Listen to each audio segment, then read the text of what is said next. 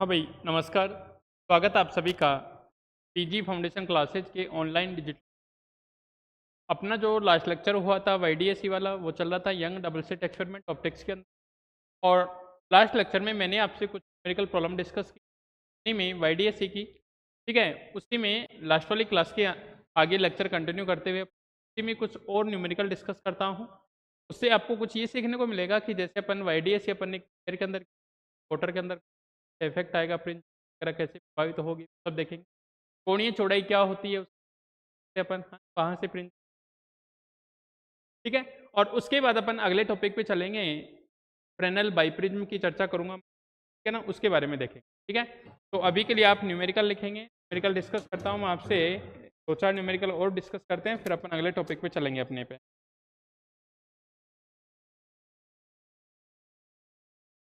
हाँ भाई, अगला न्यूमेरिकल आप लिखोगे भाई यहाँ पे न्यूमेरिकल्स। ठीक है, न्यूमेरिकल्स देखना भाई। न्यूमेरिकल्स आपका ये है, एक व्यतिकरण प्रयोग में,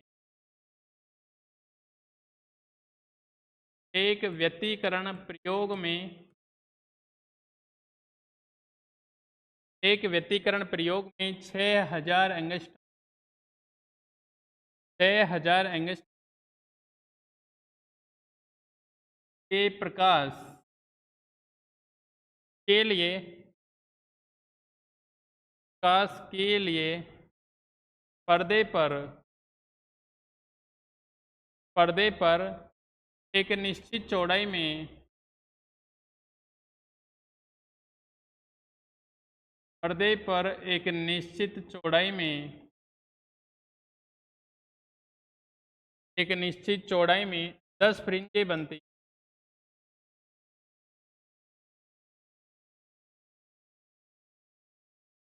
निश्चित चौड़ाई में 10 फ्रिंजें बनती हैं। तो उसी चौड़ाई में, चौड़ाई में, तो उसी चौड़ाई में 5000 एंगस्ट्रॉम प्रकाश की कितनी फ्रिंजें बनेंगी, प्रकाश की कितनी फ्रिंजें बनेगी भाई, कितनी फ्रिंजें बनेगी। आपका क्वेश्चन ये है भाई, एक एक्सपेरिमेंट था इंटरफेरेंस का, में अपन ने पहले यूज की 6000 एंगस्ट्रॉम तरंग दैर्ध्य का प्रकाश। ठीक है, इसमें अपन ने फ्रिंजें देखी, फिर उसी लाइट 6000 की जगह मैंने यूज कर ली 5000 वाली। ठीक है, तो उसी चौड़ाई में, ठीक है, कितनी फ्रिंजें बनेगी। ठीक है, तो आप एक चीज तो समझ चुके होंगे, बीटा इक्वल टू कितना था, lambda capital D upon small D. अरे फ्रिंज चौड़ाई का फॉर्मूला क्या था अपना, beta equal to lambda capital D upon, beta समानुपाती लैम्बडा, बीटा समानुपाती लैम्बडा। मतलब 6000 जब यूज किया था तो फ्रिंज चौड़ाई क्या थी, ज़्यादा थी, वेवलेंथ ज़्यादा था। और जब 5000 यूज किया तो फ्रिंज चौड़ाई क्या हो गई, घट गई, मतलब लैम्बडा घट गया। मतलब पहले 10 बन रही थी, तो अब 10 से क्या बनेगी, ज़्यादा बनेगी। 10 से क्या बनेगी बताओ, ज़्यादा। क्यों, उसी चौड़ाई की बात कर रहा है, तो पहले लैम्बडा ज़्यादा था तो उसी चौड़ाई में कम फ्रिंजें बन रही थी। अब लैम्बडा कम हो गया तो बीटा कम हो गया, मतलब अब उसी टाइम में पहले से ज़्यादा फ्रिंजें। कितनी फ्रिंजें बनती हैं उनकी बात करते हैं। कितनी फ्रिंजें बनती हैं, पहले 10 बन रही थी, तो अब 10 से तो क्या बनेगी भाई, ज़्यादा ही बनेगी। बात समझ में नहीं। बीटा समानुपाती लैम्बडा है, बीटा बढ़ेगा तो मतलब लैम्बडा बढ़ा तो बीटा बढ़ा, मतलब चौड़ाई बढ़ जाएगी। और लैम्बडा कम हुआ तो बीटा कम हुआ, मतलब चौड़ाई क्या हो जाएगी, कट जाएगी। चौड़ाई क्या हो जाएगी, कट जाएगी। चलो बात कर लेते हैं, देखो भाई सॉल्यूशन की बात कर लेता हूं मैं। सॉल्यूशन ये है कि चूंकि फ्रिंज चौड़ाई मैंने आपको कल पढ़ाई थी भाई, फ्रिंज चौड़ाई मैंने कल आपको पढ़ाई थी, फ्रिंज चौड़ाई बीटा, और बीटा कैसे पढ़ाया था, लैम्बडा कैपिटल डी अपॉन के। कहाँ से आप देख सकते हो, बीटा समानुपाती लैम्बडा है। अगर लैम्बडा ज़्यादा तो बीटा ज़्यादा, और लैम्बडा कम तो बीटा कम, बीटा कम बीटा कम। ठीक है, तो मैं बात कर लेता हूँ, यदि, यदि स्मॉल एक्स चौड़ाई में, अपन एक्स मान लेते हैं, स्मॉल एक्स जैसे वाई मान रखा था तो वाई मान लेते हैं, कि स्मॉल वाई चौड़ाई में कितनी फ्रिंजें बनती हैं भाई, स्मॉल वाई चौड़ाई में अपन ये मान लेते हैं, यदि स्मॉल वाई जो उसने चौड़ाई दे रखी थी, वाई चौड़ाई में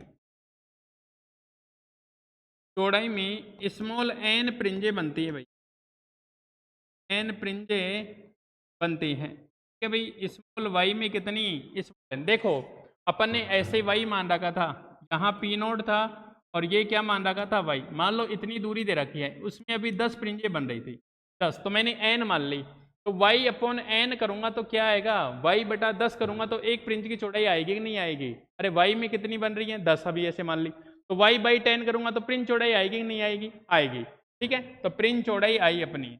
यहाँ से मैंने क्या किया, यहाँ से मैंने किया वाई, वाई अपॉन एन, मतलब वाई चौड़ाई में एन प्रिंज बन रही है, तो एक प्रिंज की चौड़ाई कितनी हो जाएगी, वाई बाई एन हो जाएगी, जो किसके बराबर बीटा, और जो किसके बराबर लैम्बडा कैपिटल डी अपॉन कितना, स्मॉल डी के बराबर, लैम्बडा कैपिटल डी अपॉन कितना, स्मॉल डी। यहाँ से मैंने निकाला एन लैम्बडा, एन लैम्बडा एक तरफ रखा और बाकी इनको सबको एक तरफ किया, Y capital D upon small D, capital D sorry. अब वाई भी कॉन्स्टेंट, वाई भी क्या है कॉन्स्टेंट, फिक्स है दूरी, स्मॉल डी भी कॉन्स्टेंट कैपिटल डी, तो ये क्या आ जाएगा भाई, कांस्टेंट आ जाएगा। ये क्या आएगा, कांस्टेंट आएगा, नियत आएगा, एन इंटू लेमडा क्या आएगा, नियत आएगा। तो मैं ऐसे लिख दूं एन डैश लेमडा डैश, अगर एन लेमडा कांस्टेंट है तो लेमडा की किसी वैल्यू तो एन डैश लेमडा डैश होगा। ठीक है, तो पहले बताओ कितनी प्रिंजे 10, और लेमडा कितना भाई, लेमडा कितना बताओ 6000, लेमडा कितना 6000, अभी कितनी एन डैश, और लेमडा कितना बताओ 5000, एंगस्ट्रम से एंगस्ट्रम गया 3 0 से 3 60, और ये बना कितना एन डैश इंटू कितना 5, एन डैश कितना आ जाएगा 60/5, तो एन डैश कितना 12, एन डैश कितनी मतलब 12 प्रिंजे बनेगी, पहले 10 बन रही था 12, मैंने पहले ही बोल दिया ज़्यादा आएंगी। ठीक है भाई, क्यों, बीटा कम हो गया, लेमड़ा कम हुआ तो बीटा भी क्या हो गया, कम हो गया। तो इस टाइप का क्वेश्चन लिख दो इसको क्वेश्चन।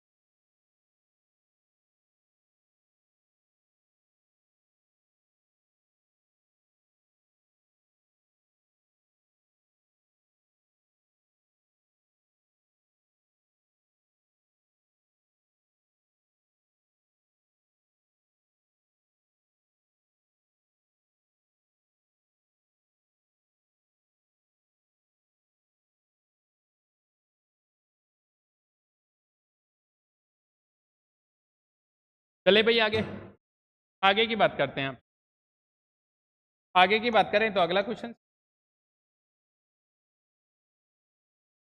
देखो, देखो भाई, द्विस्लिट प्रयोग में, द्विस्लिट प्रयोग, द्विस्लिट प्रयोग में 6000 एंगस्ट्रॉम का प्रकाश प्रयुक्त तो होता है,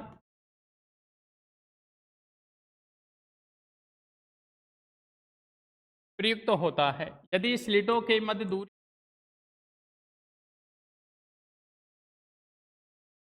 यदि स्लिटों के मध्य दूरी, स्लिटों के मध्य दूरी कितनी बताओ 1 mm है, तथा पर्दा 1 मीटर दूरी पर है, 1 मीटर दूरी पर है। पहला क्वेश्चन आपका भाई, पहला क्वेश्चन 10वीं फ्रिंज के लिए, 10वीं फ्रिंज के लिए कोणीय विस्थापन, कोणीय विस्थापन, कोणीय विस्थापन थीटा पूछा है, कोणीय विस्थापन कितना थीटा। सेकंड क्वेश्चन फ्रिंज चौड़ाई, सेकंड क्वेश्चन फ्रिंज चौड़ाई, ये निकालना है भैया, फ्रिंज चौड़ाई, ये क्वेश्चन है आपका। कोणीय विस्थापन कितना होता है भाई थीटा, तो थीटा पूछा है आपसे। देखो भाई मेरी बात समझना भाई, कोणीय विस्थापन कैसे पूछा आपसे, कोणीय विस्थापन ऐसे पूछा आपसे, अपन ऐसे मानते थे कि ये अपना लाइट सोर्स, समझना भाई, और यहाँ ये स्लिट है, S1 S2 स्लिट है, यहाँ ये पर्दा होता था, यहाँ से अपनी लाइट ये जा रही थी, यहाँ से अपनी लाइट ऐसे जा रही थी। ठीक है, तो अगर 10वीं प्रिज्म यहाँ बन रही है तो यहाँ से कितना एंगल बन रहा है वो पूछा है आपसे। 10वीं प्रिज्म यहाँ बन रही है तो अगर ये अपन ने वाई माना था, ये कैपिटल टी, तो यहाँ से लिख लेना साइन थीटा, या फिर जो भी टेन थीटा है। टेन थीटा क्या होता है? लंब बटा कितना आधार होता है, तो लंब बटा आधार आएगा, टेन थीटा आएगा। टेन थीटा कितना हो जाएगा? वाई अपॉन डी, और स्मॉल एंगल के लिए टेन थीटा अप्रोक्सीमेट थीटा, तो वाई अपॉन कितना कैपिटल डी, ये निकालना है आपको, ये आपको निकालना है भाई टेन थीटा। ठीक है, तो यह होता है अपना कोणीय विस्थापन। इसको क्या बोलते हैं अपन?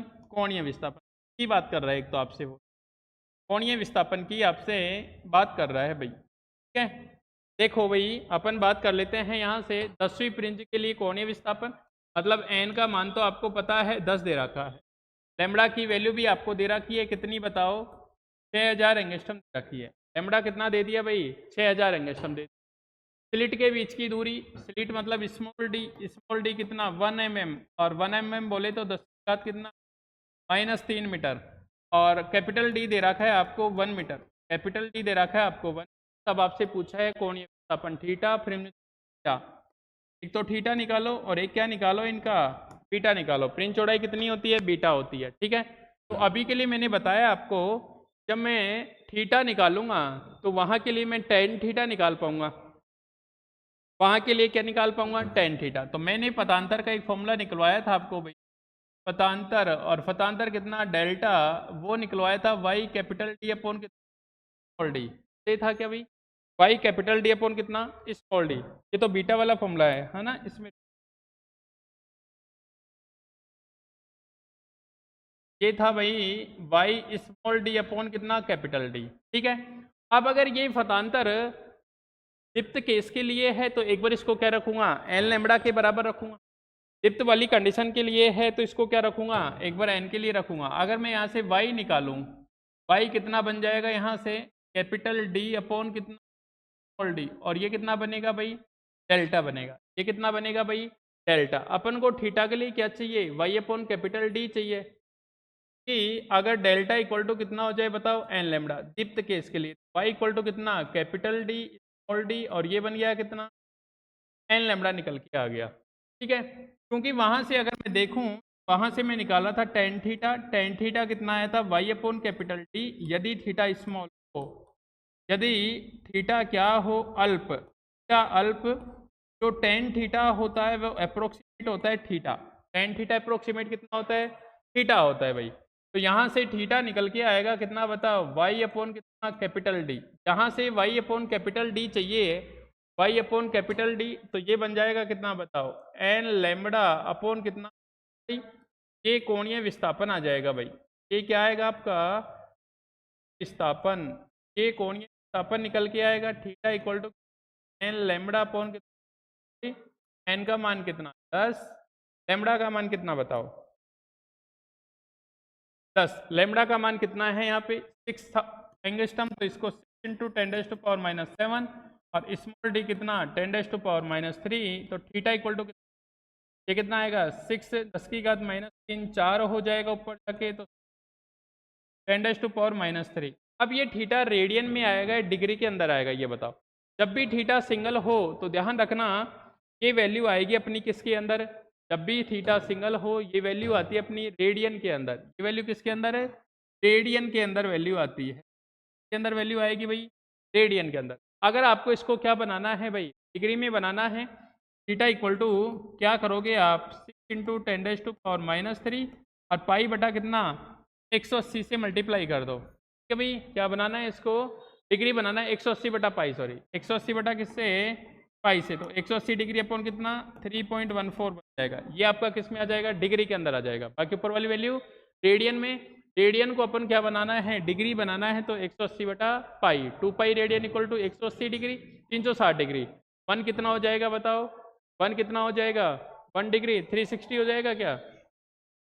एक मिनट भाई, एक मिनट रुकना, ये रेडियन में आएगी ये वैल्यू। ठीक है, अगर मैं कन्वर्ट करूँ यहाँ से, तो 2 पाई रेडियन इक्वल टू कितना? 360 डिग्री। 1 डिग्री की बात करूँ मैं, 1 डिग्री, तो 1 रेडियन को कन्वर्ट करना है ना अपन को, तो हाँ, तो अगर रेडियन को कन्वर्ट करूँ तो यहाँ से 1 रेडियन कितना हो जाएगा? 360 डिग्री अपॉन कितना? 2 पाई, तो मतलब कितना? 180 डिग्री अपॉन कितना? पाई। 180 डिग्री अपॉन कितना? पाई बन जाएगा। तो इससे आप क्या कर सकते हो भाई? मल्टीप्लाई कर सकते हो। 180 अपॉन कितना पाई, तो यहाँ बनेगा थीटा, ये बनेगा 6 इंटू 10⁻⁻³ रेडियन की जगह रख सकते हो आप 3.14। ये वाली वैल्यू जो आएगी आपकी क्या निकल के आएगी, थीटा की वैल्यू आ जाएगी, थीटा की वैल्यू आ जाएगी, डिग्री के अंदर वैल्यू आ जाएगी आपकी। बाकी आप रेडियन में रखना चाहो, जब भी थीटा सिंगल हो तो ध्यान रखना वैल्यू आती है रेडियन के अंदर। जब भी थीटा सिंगल हो तो वैल्यू आती है किसके अंदर भाई, रेडियन के अंदर। वैल्यू किसके अंदर आएगी भाई, रेडियन के अंदर आएगी, रेडियन के अंदर आएगी। इस चीज़ का ध्यान रखना आप, ठीक है भाई, इस चीज़ का आप ध्यान रखोगे।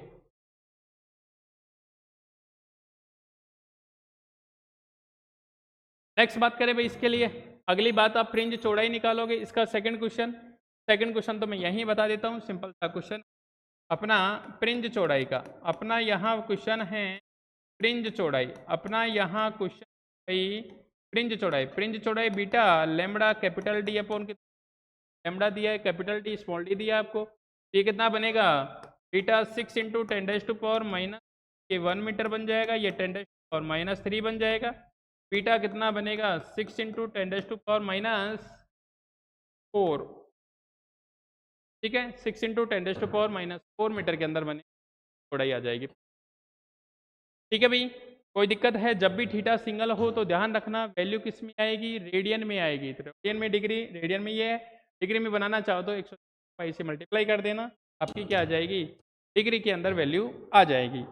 अब देखो एक क्वेश्चन ये है कि जिससे आपको ये पता लगेगा कि अगर मैंने YDSC यंग डबल स्लिट प्रयोग को तो मैं एयर के अंदर करूं, एक अगर मैं उसको किसी मोटर या किसी मीडियम के अंदर ले जाके करूं तो मेरे फ्रिंज चौड़ाई पे क्या फर्क आएगा, फ्रिंज चौड़ाई बढ़ेगी घटेगी, क्या होगा।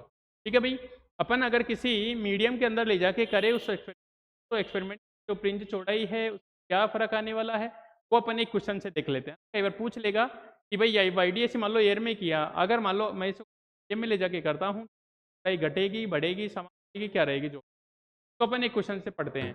ठीक है भाई, देखो नेक्स्ट क्वेश्चन की मैं बात करता हूँ यहाँ पे, अगला क्वेश्चन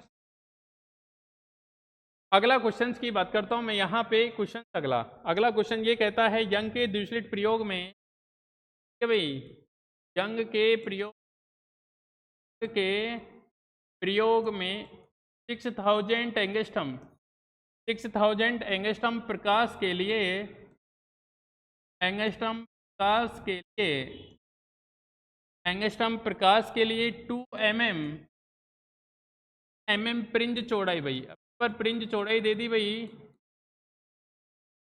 mm फ्रिंज चौड़ाई की फ्रिंजे प्राप्त होती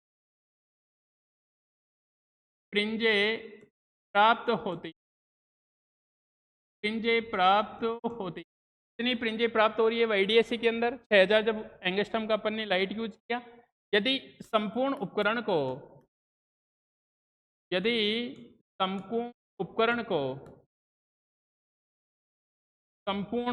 को ऐसे द्रव में डुबोया जाए, ऐसे द्रव में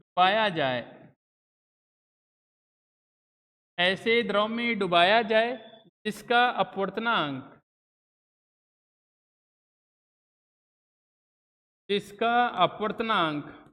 वो कितना है भाई 4/3 है। तो फ्रिंज चौड़ाई ज्ञात कीजिए,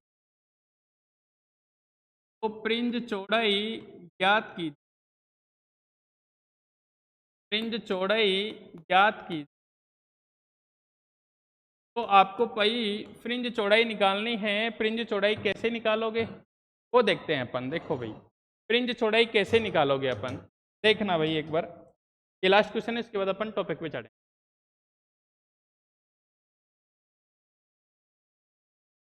देखना भाई अपन को क्या चाहिए, तुमने कभी देखा होगा कि अपवर्तनांक क्या होता है, अपवर्तनांक पड़ा होगा और उसकी वैल्यू क्या कभी 1 से कम होती है, 1 के बराबर होती है, 1 से ज़्यादा होती है। 1 के बराबर तभी होती है जब आप किसकी बात करो, एयर के लिए बात करो, के लिए एयर के लिए नहीं, हमेशा उसकी वैल्यू क्या ज़्यादा होती है, हमेशा उसके लिए क्या होती है ज़्यादा। एयर का अपवर्तनांक कितना 1, तो अपवर्तनांक को कैसे डिफाइन करते थे आप, निर्वात में प्रकाश का वेग अपॉन माध्यम में प्रकाश का वेग। ठीक है भाई, तो देखो अपवर्तनांक तुमने पढ़ा होगा, मैं बता देता हूँ अपवर्तनांक अपूर्णांक होता था म्यू और वो होता था कितना, निर्वात में प्रकाश का वेग।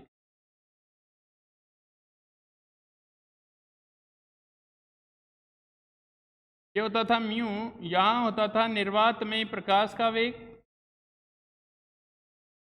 निर्वात में प्रकाश का वेग, और प्रकाश का वेग कितना अपॉन कितना, माध्यम में प्रकाश का वेग, माध्यम में प्रकाश का वेग। ठीक है भाई, म्यू को ऐसे डिफाइन करते थे सी अपॉन कितना वी, क्या है वेलोसिटी लाइट का। अब देखो अगर ये लाइट वेलोसिटी ज़्यादा से ज़्यादा किसी पार्टिकल की हो सकती है तो सी के बराबर हो सकती है। जब v इक्वल टू सी हो जाएगा तब म्यू इक्वल टू 1 मिलेगा। ठीक है, अगर किसी कंडीशंस के लिए मैं लिखूं, यदि v किसके बराबर हो जाए c, तो न्यू इक्वल टू कितना मिलेगा 1। अदरवाइज जो v का मान होता है वो लेस देन होता है c से कम होता है, तो न्यू मिलेगा ग्रेटर देन किससे, 1 से।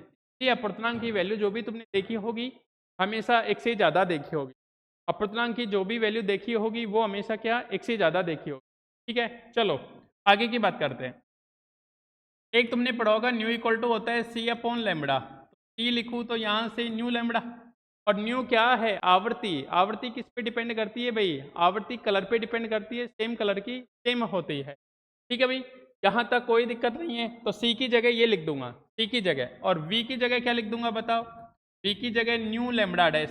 ठीक है, तो यहाँ से न्यू इक्वल टू बनेगा लेमड़ा अपॉन कितना, nu lambda dash, equal to कितना हो जाएगा, लेमड़ा अपॉन कितना, लेमड़ा डैश। तो लेमड़ा डैश कितना हो जाएगा, लेमड़ा अपॉन कितना, लेमड़ा अपॉन कितना हो जाएगा, न्यू। अब न्यू क्या है, क्योंकि न्यू ग्रेटर देन कितना है 1, न्यू ग्रेटर देन कितना है 1, तो लेमड़ा डैश लेस देन कितना हो जाएगा, लेमड़ा। मतलब लेमड़ा क्या हो जाएगा, घट जाएगा, लेमड़ा घट जाएगा। चलो फ्रिंज चौड़ाई की बात करता हूँ।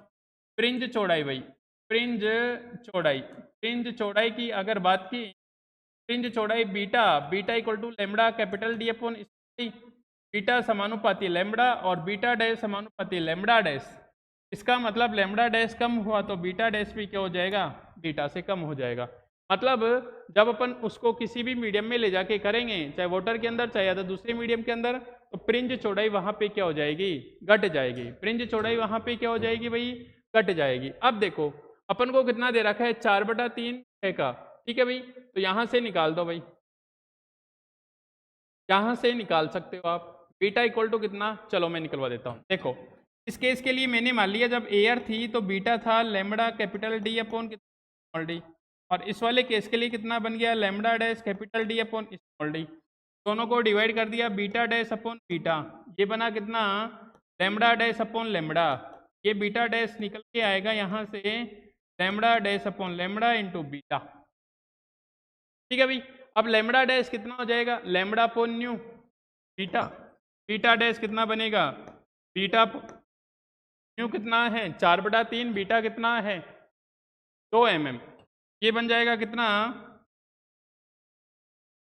4/3, हाँ 4 बटा कितना बन जाएगा 3, ये बना कितना, बीटा कितना है 2 mm, और ये बनेगा कितना 4/3, 2 से 2, 2 से 2,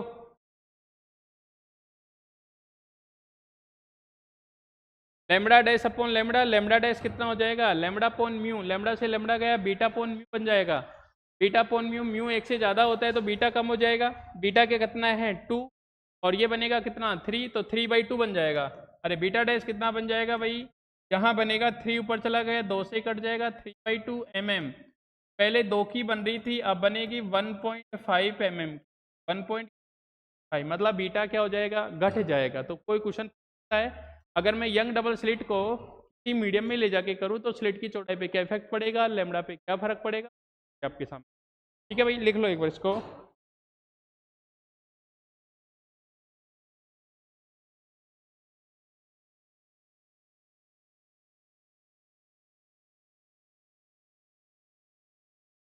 हाँ भाई, ये आपका YDAC था। इसके बाद अपन आगे चलते हैं, एक आगे अपना टॉपिक है फ्रेनेल बाइप्रिज्म, है ना, सेकेंड टॉपिक। उसके बारे में थोड़ा सा डिस्कस करूंगा आपसे आज, है ना, बाकी बाकी कल करेंगे, लेकिन एक बार थोड़ा उसका क्या स्ट्रक्चर होता है, कैसी क्या चीज़ें होती हैं, इसके बारे में डिस्कस ठीक है, तो अपन चलते हैं फ्रेनेल बाइप्रिज्म।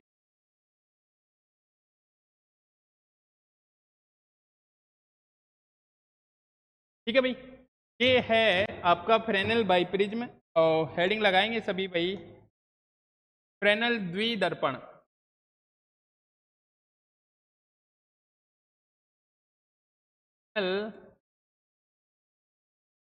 प्रिज्म, दर्पण तो मिरर होता है, फ्रेनेल बाइप्रिज्म, फ्रेनेल द्विदर्पण। ठीक है भाई, होता क्या है, कैसे कैसे चीजें होती हैं, तो अपन डिस्कस करेंगे। ठीक है भाई, तो देखेंगे एक बार, मैं समझा देता हूँ थोड़ा सा, फिर अपन डिस्कस करते हैं। इसमें क्या होता है भाई, इसमें एक प्रिज्म होता है, ठीक है ना, एक प्रिज्म होता है जिसको अपन फ्रेनेल बाइप्रिज्म बोलते हैं। जो क्या होता है, एक प्रिज्म होता है जो, दो प्रिज्म ऐसे लगता है कि दो प्रिज्म को उभयनिष्ठ सतह से जोड़ के बनाया गया हो। कैसे, जैसे ये अपना फ्रेनेल बाइप्रिज्म होता है, इसको अगर मैं कोई नाम दूं, तो मैं कोई नाम दूं, नाम दे देता हूं मैं कोई ABC।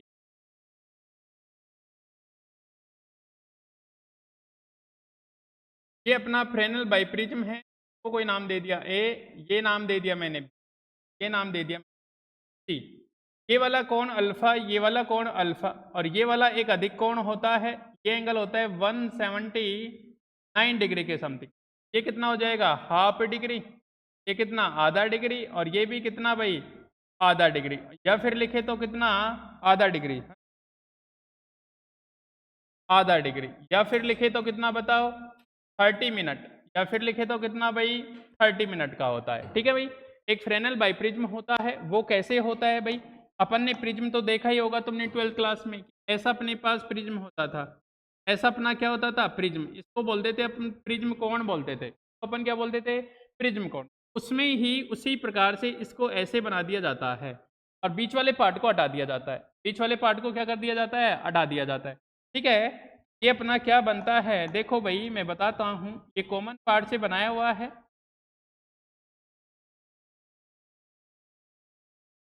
कि अपना एक प्रिज्म इस टाइप से होता था भाई, अपना एक प्रिज्म कुछ इस टाइप से तुम पढ़ते थे, अगर इस टाइप से अपना एक प्रिज्म है ऐसे, ये ये अपना प्रिज्म होता था, ठीक है ना, इसका एक एंगल अपन प्रिज्म कोण बोलते थे, क्या बोलते थे भाई, प्रिज्म कोण।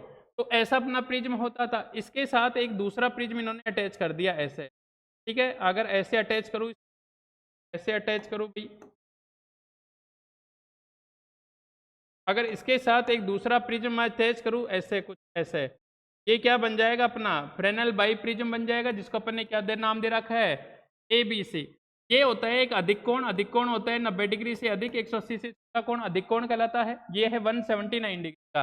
और ये कोण होता है अल्फा, जिसको अपन प्रिज्म कोण बोलते हैं, दोनों बराबर होते हैं, जो कितना, हाफ डिग्री, या बोले तो कितना, 30 मिनट, या बोले तो कितना भाई, हाफ डिग्री, या बोले तो कितना, 30 मिनट के बराबर होता है। ये क्या होता है भाई, 30 मिनट के बराबर होता है। आई बात समझ में, तो ये क्या है, ABC अपना एक क्या है, फ्रेनेल बाइप्रिज्म है, जो किसी कांच की सतह को घिस के, और ऐसे माना जाता, ऐसे बनाया जाता है कि इसकी दोनों सतह जो प्रिज्म की क्या हो, कॉमन हो।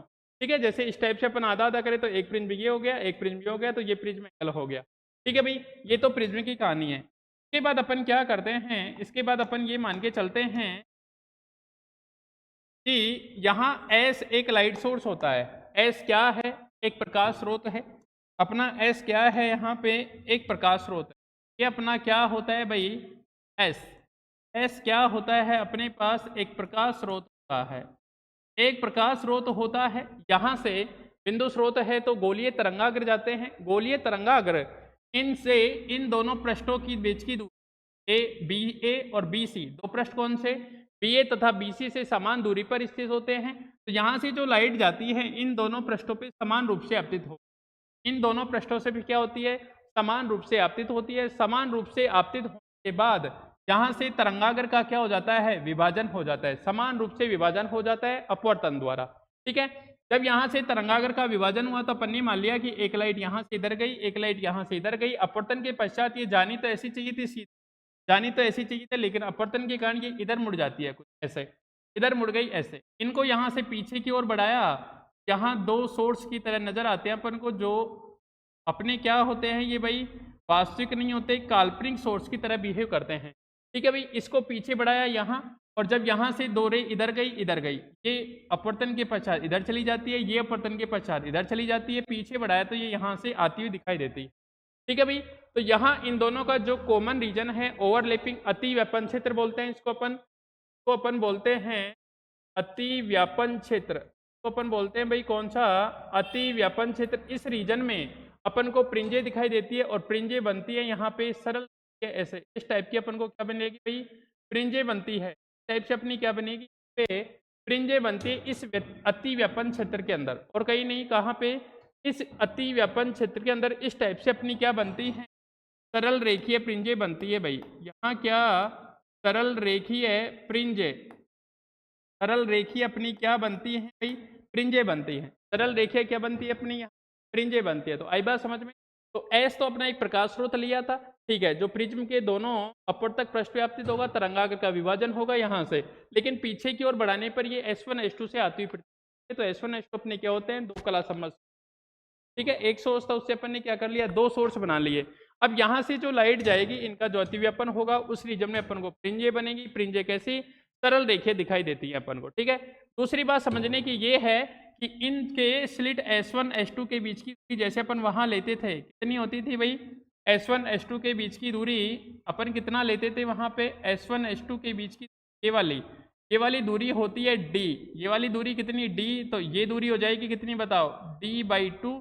इसी प्रकार ये वाली दूरी कितनी हो जाएगी अपनी, d/2 हो जाएगी। ये वाली दूरी टोटल d होती है, तो यहाँ से यहाँ तक कितनी, d/2। कहने का मतलब ये दोनों के कहाँ होता है, सेंटर पे स्थित होता है। ये दोनों के कहाँ होता है भाई, सेंटर पे स्थित होता है। ये दोनों के कहाँ होता है भाई, सेंटर पे स्थित होता है। ठीक है भाई, यहाँ तक कोई दिक्कत नहीं है। एक चीज और समझने की, यहाँ स्लिट ये जो S1 S2 है, यहाँ से और प्रिज्म यहाँ तक की दूरी स्मॉल है, और यहाँ से यहाँ तक जो अपना स्क्रीन है, यहाँ तक की दूरी स्मॉल भी। ये स्क्रीन ही होती है भाई कोई, ये क्या होती है अपना, पर्दा होता है। ये क्या होता है, पर्दा। इसको अगर टोटल को बोलूँ, टोटल को मैं ऐसे लिख सकता हूँ, D इक्वल टू कितना, capital A plus B. D equal to कितना, कैपिटल A प्लस बी। ठीक है, वहाँ D क्या होता था, पर्दे के बीच की कैपिटल D, तो यहाँ कितनी हो जाएगी, A प्लस बी हो जाएगी। और स्लिटों के बीच की दूरी कितनी, D होती थी, ये D1/2 D/2 हो जाएगी। ठीक है भाई, यहाँ तक कोई दिक्कत नहीं है। तो ये आपका डायग्राम है, एक बार इसको बना लो, फिर अपन आगे इसका थ्योरेटिकल पोर्शन करेंगे थोड़ा सा। ठीक है भाई, यहाँ तक कोई दिक्कत नहीं है। चलें अपन, देखो भाई इसका थोड़ा सा थ्योरेटिकल पार्ट है वो अपन लिख लेते हैं, फिर अपन कल डिस्कस करेंगे बाकी वाला पोर्शन। देखो, हाँ लिखता हूँ मैं, फ्रेनल बाई प्रिज्म में, फ्रेनल बाई प्रिज्म या द्विदर्पण लिख, बाई को द्वि, फ्रेनल द्विप्रिज्म में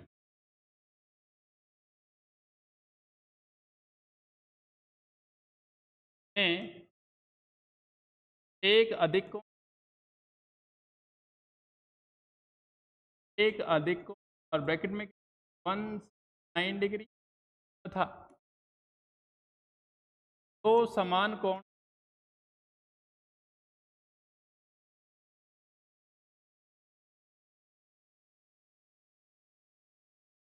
ठीक है, जिनका मान लगभग लगभग हाफ डिग्री का 30 मिनट, हाफ डिग्री का 30 मिनट। ठीक है भाई, कोई दिक्कत नहीं है। इसका व्यवहार, दो प्रिज्मों,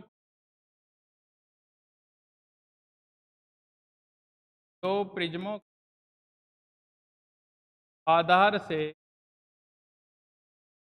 दो प्रिज्मों आधार से जोड़ने के समान होता है। मैंने बताया था भाई कैसे, के समान के समान होता है। द्विप्रिज्म में दो अपवर्तक पृष्ठ,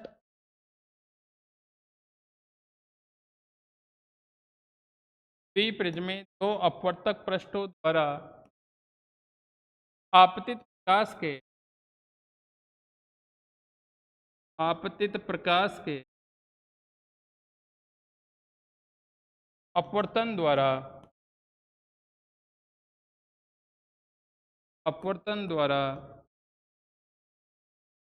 तरंगाग्र का विभाजन कर दो कला संबंध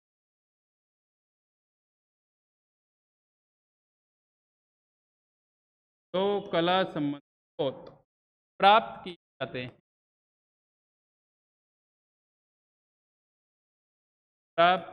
जाते हैं। ठीक है भाई, जैसा जैसा है वैसा वैसा ही लिखा रहे हैं। दो कला संबंध अपन को क्या करेंगे, प्राप्त किए जाते हैं। ठीक है भाई, यहाँ तक कोई दिक्कत नहीं है। आगे चलें। फ्रेनेल द्विप्रिज्म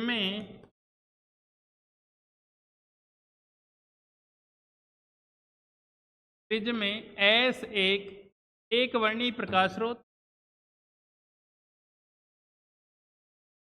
एक वर्णी प्रकाश स्रोत है। एस एक वर्णी प्रकाश स्रोत है। ठीक है, यहाँ तक की बात। अब मान लेंगे माना एबीसी क्या है, फ्रेनेल बाइप्रिज्म है। ठीक है, नेक्स्ट पेज की बात करते हैं। माना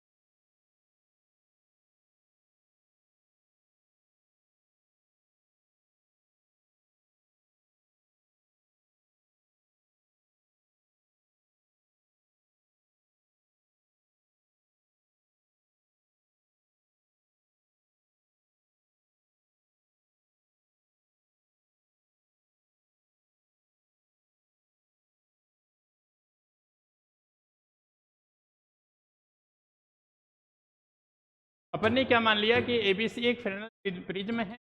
ये दो अपवर्तक पृष्ठ मान लिए बीए तथा बीसी की मध्य कोर को स्रोत स्लिट एस के समांतर रखा जाता है। ठीक है, मतलब ये वाली चीजें हैं ना, ये वाली। ठीक है, इसमें जो ये स्रोत एस है, इन दोनों का ये मिड पॉइंट सेम होना चाहिए, ताकि यहाँ से जो लाइट जाएगी वो दोनों पृष्ठों पे क्या हो सके, समान रूप से आपतित हो।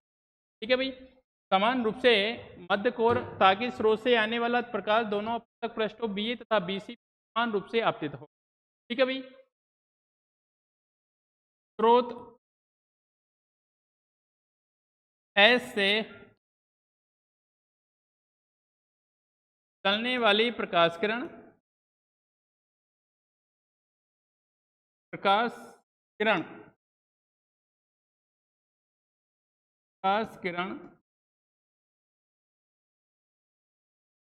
प्रिज्म से अपवर्तन के पश्चात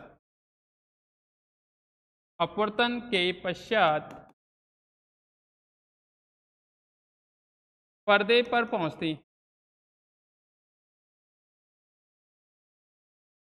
पर्दे पर पहुंचती, जिनको पीछे की ओर बढ़ाने पर, पीछे की ओर बढ़ाने पर, जिनको पीछे की ओर बढ़ाने पर दो काल्पनिक स्रोतों, दो काल्पनिक स्रोतों S1 तथा S2, S2 से आती हुई होती, आती हुई होती, अर्थात S1 तथा S2, अर्थात S1 तथा S2 दो आभासी कला संबंध स्रोत, आभासी कला संबंध स्रोत की तरह व्यवहार करते हैं,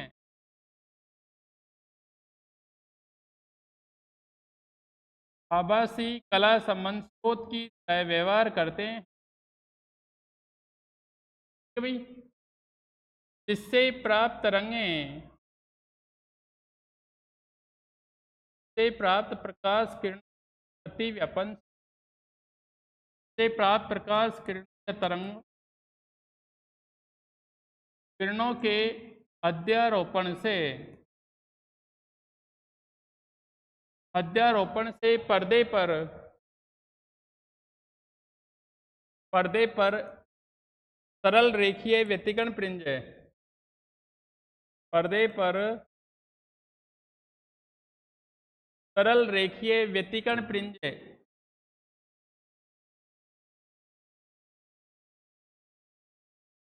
व्यतिकरण प्रिंज प्राप्त होती। ठीक है भाई, अपन को क्या मिलेगी, सरल रेखीय व्यतिकरण प्रिंजे मिलेगी। ठीक है ना, इस चीज़ का ध्यान रखना। ये अपना स्टार्टिंग वाला पोर्शन है कि फ्रेनेल बाइप्रिज्म होता क्या है, कैसे कैसे प्रकाश स्रोत अपन सिंगल लाइट सोर्स लेके चले थे। वाईडीएससी में तो अपन ने क्या किया था, यंग डबल स्लिट में तो पर्दा लगा दिया था पारदर्शी, दो स्लिट से बना दिए थे। यहाँ एक प्रकाश स्रोत से दो कला संबंध कैसे प्राप्त की वो आपको मैंने बता दिया। अब अपना मेंटास जो अगला रहेगा वो है कि दोनों सोर्स जो है S1 S2 कला संबंध जो आभासी वाले हैं, ठीक है, उनके बीच जो अपन ने स्मॉल डी माना है उसका कैलकुलेट करना है कि स्मॉल डी अपन कैसे निकालेंगे, स्मॉल डी अपन कैसे निकालेंगे उसकी चर्चा करेंगे। ठीक है, तो आज तो नहीं करेंगे भाई, उसकी चर्चा अपन कल करेंगे। तो आज के लिए इतना ही करते हैं, बाकी बात अपन कल करेंगे। ठीक है भाई, ओके भाई।